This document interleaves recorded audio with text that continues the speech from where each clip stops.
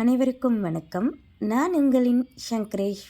தங்களின் பொன்னான நேரங்களை என் கதைகளோடு பயணிக்க உங்கள் அனைவரையும் இன்பமாய் வரவேற்கிறேன்.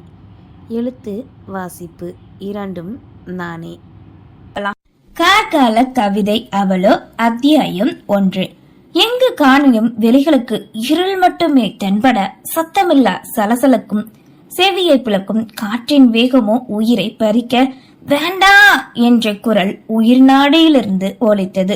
உன்னை விட முடியாதுடா, தயவு செய்து உங்களை கெஞ்சி கேக்குற, நான் புள்ள குட்டிக்கார, என்னை விட்டுடுங்கப்பா. வியர்த்து கொட்ட இதற்கு மேல் தப்பிக்க இயலாது என்பது புரிந்து போராடினான். மரநிழலை தாண்டிய நில ஒளியின் வெளிச்சம் சுற்றி இருந்தவர்களின் மீது பட ஒவ்வொருத்தனும் சீர தயாராகும் சிங்கமாய் வெறி கொண்டிருந்தனர். அவர்களிடம் அடைப்பட்டு மண்டியிட்டு சிக்கி தவிக்க, இத நீ அன்னைக்கே யோசிச்சு பார்த்திருக்கணும்ல, அப்ப தெரியலையா பொண்டாட்டி புள்ள? ஒருவன் ஆங்காரமாய் கேட்க, இனி என்ன சொன்னாலும் கேக்குற, எதுல கையெழுத்து போட சொன்னாலும் போடுறேன்ப்பா. உயிரின் பயம் அவரை இறைஞ்ச வைக்க வெளிகளின் முன் அவரின் குடும்பமோ வந்து நின்றது. ஒன்ன மாதிரி இருக்க நாங்க என்ன கேனையனா? என்ன பேச்சுடா, இன்னும் விட்டுடா அவனை. ஓங்காரம்மாய் குரலில் சீற்றத்தோடு கரங்களில் இருந்த அறிவாளை ஒரே போல் அவரை நோக்கி வீசினர். மேனியில் இருந்து பெருக்கெடுத்து குருதி வழிந்தோட அம்மா என்ற கத்தலோடு பற்றென்று எழுந்து அமர்ந்தாள் தேஜஸ்வினி. சத்தம் கேட்டு அருகில் படுத்திருந்த இந்திராம்மாள் பாட்டி வேகமாக எழுந்து பதறி பேத்தியை காண இன்னும் மேலாது அப்படியே விரித்த பார்வையோடு மூச்சுக்கு ஏங்கினாள். விளக்கினை போட நடு இரவில் கத்திய தன் பேத்தி வியர்த்து கொட்டு மூச்சுக்கு திணறுவது புரியவே, கண்ணே என்னடா, ஒண்ணுல்ல கூறியவாறு அவளின் முதுகினை தடவி கொடுத்து அருகில் இருந்த நீரினையும் எடுத்து புகட்டினார். பாட்டே, விலைகள் கலங்க அழுகையோடு அழைத்தவள் அவரை அணைத்துக் கொண்டாள். அதீத பயம் கொண்டிருக்கிறாள். ஒருவேளை அதே கனவாக இருக்குமோ? நினைத்தவரோ சிறிது நேரம் தட்டி கொடுக்க விழித்திருந்த போதும் கூட குருதியில் குளித்த அவரின் ஓலக்குரல் தான் ஒலித்துக் கொண்டே இருந்தது. தன்னிடமிருந்து விலக்கியவர் தோண்ட வேண்டாம் என்று நினைத்தாலும் முடியாது போக, என்னாச்சுமா கண்ணு, அதே கனவா? மனதில் இருந்ததை கேட்டார். கனவுதான், ஆனா அது நிஜமான கனவு, நடந்த ஒண்ணுதானே. நானும் மறக்க முயற்சி பண்றேன், அடிக்கடி என்னை தொந்தரவு பண்ணி ஞாபகப்படுத்திக்கிட்டே இருக்கு. என்கிட்ட அது போராட சொல்லி கூறிக்கொண்டிருக்கும் போதே இடையில் தடுத்தார். இங்க பாரு கண்ணு, நீ சின்ன பொண்ணா இருக்கும் போது பார்த்தது, அதனால அப்படியே உன் கண்ணுக்கு வருது, தவிர வேற ஒண்ணு இல்ல. நீ ஏன் அதுன்னு சொல்லி கற்பனை பண்ணிக்காதம்மா. எப்படி பாட்டி, அவரு அந்த நிமிஷத்துல துடிச்சது? மறுபடியும் வெளிகளுக்கு கொண்டு வர தடுத்து தன் மடியில் படுத்து கொள்ள வைத்தார் இந்திராம்மாள் பாட்டி. வாழ்நாளில் மறக்க முடியாத நினைவு என்றால் அது ஒன்று மட்டுமே. அதனாலோ என்னவோ அடிக்கடி இதே போல் கனவில் வந்து அன்றைய நித்திரையை தொலைக்க வைப்பதாகவே செய்தது. தன் பேத்தியை நினைத்து கவலை கொண்டு அவருமே நித்திரையை தொலைக்க இருவருக்கும் விடியாத இரவாகி போனது. ஆதவன் விழித்திருக்க இந்திராம்மாள் பாட்டி கவலையோடு சோஃபாவில் அமர்ந்திருக்க, இந்தாங்க அத்த காஃபி. காலையில இப்படி உட்கார்ந்துட்டு இருக்கீங்க, என்னாச்சு? கேட்டவாறு அவரின் முன் வந்து நின்றார் மருமகள் திலகவதி. ஒண்ணு இல்லம்மா, நேத்து பேத்திக்கு வாய்த்திருக்க, பேத்தி என்றதுமே எனக்கு வேலை இருக்கு என்றவரோ மறுபடியும் நூலை சென்று விட்டார். இப்படித்தான் நடக்கும் என்று தெரிந்தும் இவள் ஏன் தன்னிடம் கேட்கிறாள்? நினைத்தவரோ காஃபியை அருந்த ஜாக்கியை முடித்துக் கொண்டு பேரனும் மகனும் அங்கே வந்தனர். அவரும் அதே கேள்வியை கேட்க, ஒண்ணு இல்லப்பா என்றார். சரி, நான் ஸ்கூலுக்கு கிளம்புறேன், இன்னைக்கு ஸ்பெஷல் கிளாஸ் இருக்கு கூறிய முகில் அங்கிருந்து சென்று விட, உங்க பேத்திய பத்தின கவலை தானமா உங்களுக்கு? இங்க பாருங்கம்மா, அவளுக்கு எதுவும் ஆபத்து இல்ல, படிச்ச பொண்ணு, இனிமே அவளோட வாழ்க்கையே அவளுக்கு வாழ தெரியும். நீங்க ஒன்னும் உங்க நலன்ல அவளை வச்சுக்க பாக்காதீங்க. அப்படின்னா அவளை எங்கேயாவது போக சொல்றியாப்பா நீ? என்னம்மா நீங்க? இதுக்குதான் உங்ககிட்ட எதுவும் சொல்ல மாட்டேன். நான் ஒண்ணு சொன்னா நீங்க 1000 நினைச்சுக்கிறீங்க. அப்புறம் நம்ம மட்டும்தான் அவளுக்கு இருக்கும்னு நீங்களா நினைக்காதீங்க. மனதில் இருப்பதை கூறிவிட்டு சென்றார் ரத்தினவேல். மகனின் வார்த்தை அவருக்கோ தன் பேத்தி ஒரு இடையூறு என்பதை போல் உணர்த்த மனதின் வேதனை தாங்க முடியாது கடவுளை வேண்டிக் கொண்டார். இந்திராம்மாள் பாட்டிக்கு 2 பிள்ளைகள். இப்போது இவர் மகனின் வீட்டில் இருக்க குறையில்லாது கவனித்துக் கொண்டாலும் பொருட்டாக யாருமே மதிப்பதில்லை. கணவன் இறந்து பல வருடங்கள் கடந்திருந்தது. மகளை தென்காசி அருகே இருக்கும் கிராமத்தில் திருமணம் செய்து கொடுக்க அவரோ தேஜஸ்வினியை மகளாக பெற்றெடுத்தனர். அப்போதுதான் அவள் அவர்களின் வீட்டின் முதல் வாரிசு. இரு வீட்டிலும் அவளை கொண்டாட ஊராரும் போற்ற யார் கண்பட்டதோ என்னவோ, தேஜஸ்வினியின் வாழ்க்கை நரகமாக அவள் அன்னை தந்தை இருவருமே 4ஆம் வகுப்பு படிக்கும் போதே விபத்தில் இறந்தனர். அதனாலே இன்று இவள் தன் மாமாவின் வீட்டில் இருக்கிறாள். பாட்டி, அத்தை அழைத்தவாறு டைனிங் டேபிளின் அருகே வர, என்ன கண்ணு, என்னடி என்றுவாறு அவள் அழைத்த இருவரும் வந்தனர். அத்தை, எனக்கு இன்னைக்கு சாப்பாடு வேண்டாம், ஃப்ரெண்ட்ஸ் கூட வெளியில போறேன். சரி, ரொம்ப நல்லது கூறியவாறே உள்ளே சென்று விட, பாட்டி நான் வர சாயங்காலம் ஆயிரும், நீங்க என்னை பத்தி கவலைப்படாதீங்க. சரிடா, இருந்தாலும் பாட்டி நான் என் காலேஜ் ஃப்ரெண்ட்ஸ் எல்லாரும் ஒன்னா சந்திக்கிற கடைசி நாள் இன்னைக்கு. சரி சரி கண்ணு என்றதும் தன் பாட்டியை அணைத்து கொண்டவள் அவர் கோவிலுக்கு போகிறார் என்பது புரிந்து சிறிது பணத்தையும் கொடுத்துவிட்டு சிட்டாக பறவையை சந்தோஷமாக பறந்து சென்றாள். அவளின் சந்தோஷமும் புன்னகையும் இதழ் கொடுத்தாலும் இது வெளிப்படைக்கே என்பது அறியாதவரா என்ன? கூறியது போலே தேஜஸ்வினி அன்றைய பொழுதினை தன் கல்லூரி தோழிகளுடன் பகிர்ந்து கொண்டாள். ஒவ்வொருத்தருக்கும் தங்களின் வாழ்க்கை பயணம் மாறப்போகிறது என்பதால் அன்று தங்களின் நாட்களாக அதனை எடுத்துக்கொண்டனர். Shopping, mall, movie, hotel, park என்று நேரம் செல்ல எப்போது மாலை நேரம் வரும் என காத்திருக்க அதுவும் ஒரு வழியாக வந்தது. சரி, ஓகே, போயிட்டு வரேன், எல்லாரும் கான்டாக்ட்ல இருக்கலாம்.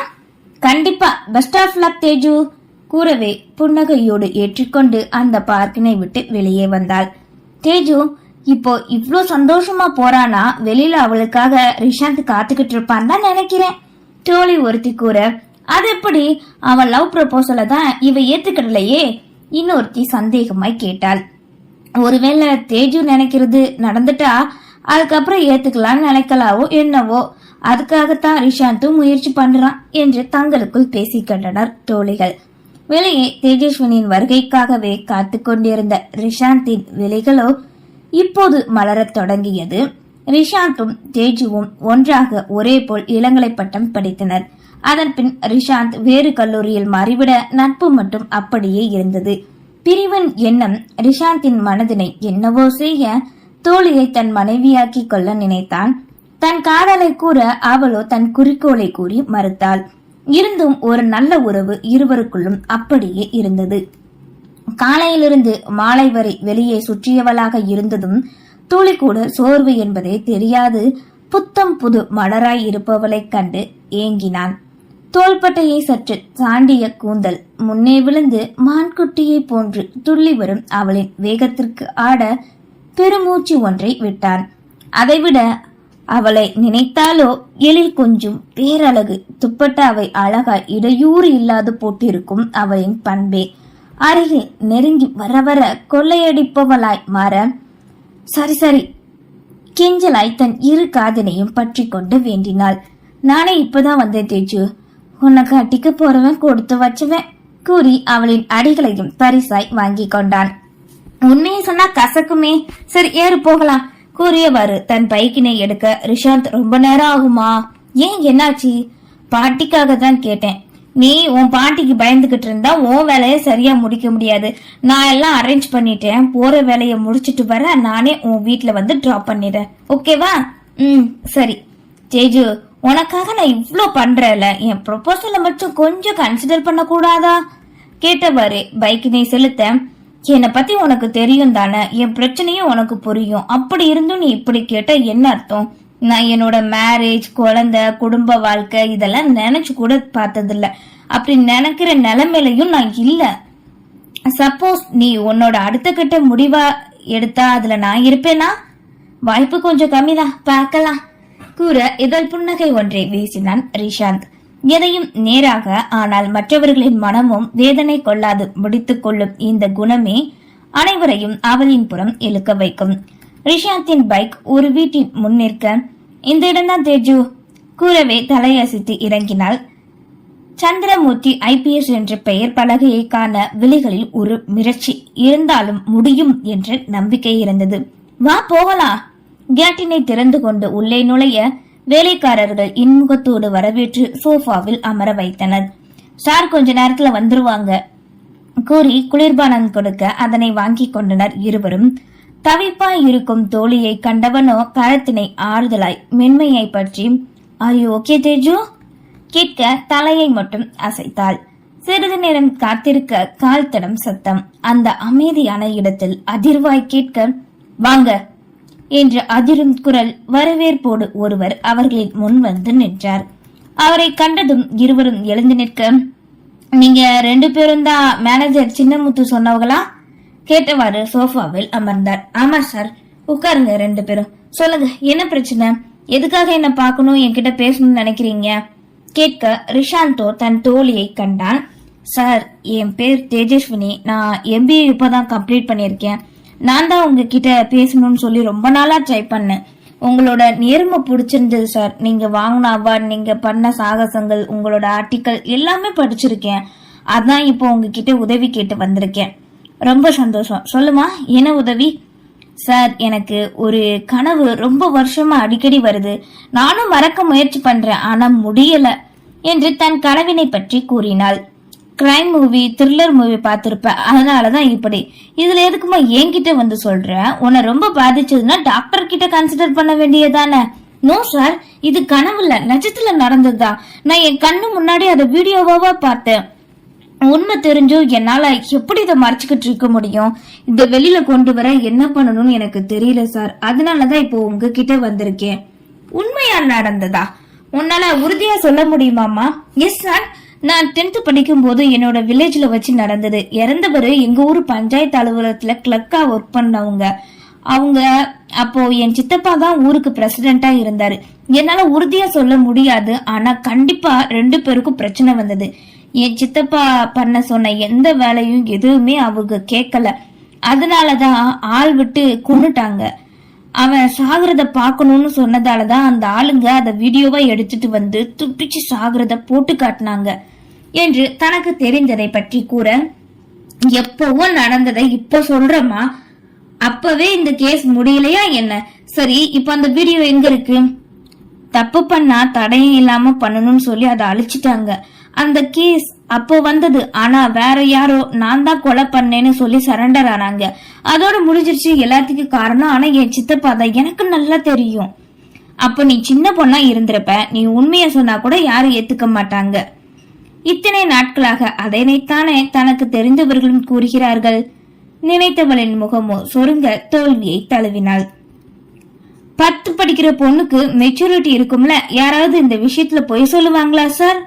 "சரிமா, நீ சொல்ற மாதிரி உன் சித்தப்பா கொலை பண்ண சொன்னவன் வச்சுக்கோ. அத வாய் வார்த்தையால நிரூபிக்க முடியாது, ஆதாரம் வேணுமே. சார், இதே மாதிரி வேற ஏதாவது தப்பு பண்ணிருக்காங்களா? அப்படி இருந்தா சொல்லு, அதை வச்சு கேஸ மறுபடியும் தோண்டி பார்க்கலாம்." அது எனக்கு தெரியல. நான் அதுக்கப்புறம் அந்த ஊர்ல இல்ல, இங்க வந்துட்டேன்." "அப்படியா? நீ ஞாபகம் வச்சு தரணும் நினைக்கிற நியாயம் எல்லாம் சரிதாம்மா, ஆனா அதுக்கு முயற்சி பண்ணணும். என்கிட்ட பேசும்போதே ஒண்ணு புரியுது, நீ இந்த கொலை கேஸ்ல தீவிரமா இருக்கேன்னு. படிச்ச பொண்ணு, போல்டான பொண்ணு. அதனால நீயே இப்போ உன் சித்தப்பாவை வேற ஏதாவது பண்ணிருக்காரா இல்ல பண்ணிக்கிட்டு இருக்காரான்னு கண்டுபிடி. நான் வேணா உனக்கு உதவி பண்றேன்." "எந்த மாவட்டம் அது?" "தென்காசி." "சரி, ஓகே. அங்க இருக்கிற போலீஸ் கிட்ட பேசுறேன். என்னால உனக்கு இப்போ இதை மட்டும்தாமா பண்ண முடியும். உன்னோட கொள்கை, நேர்மை எனக்கு ரொம்ப பிடிச்சிருக்குமா. உன்னை வளர்த்தவங்க நல்லபடியா பெருமை சேர்க்க வளர்த்திருக்காங்கப்பா. இந்த பிரச்சனை உன்னோட குடும்பத்துல இருக்கிறதால நீ தான் முக்கியமா ஆதாரத்தை கொண்டு வரணும். ஆதாரத்தை கொண்டு வந்துருவியா?" "சரிங்க சார், நான் கண்டிப்பா முயற்சி பண்றேன்." "சரி, ஓகே. நீ கொடுக்கிற ஆதாரம் எப்படி இருந்தா கேஷ் அந்த கேஸ் நான் ஹேண்டில் பண்ண முடியும் அப்படிங்கறத நான் சொல்ல முடியும்." "சரிங்க சார், தேங்க்ஸ் சார்" என்றவளின் முகத்திலோ இப்போது எதையோ சாதித்த உணர்வு. நிச்சயம் இதில் வெற்றி காண்போம் என்றே எண்ணியது. ஆனால் அதற்கு தனக்கு பல தடைகள் காத்திருக்கிறது என்பதை அவள் உணரவில்லை. நன்றி.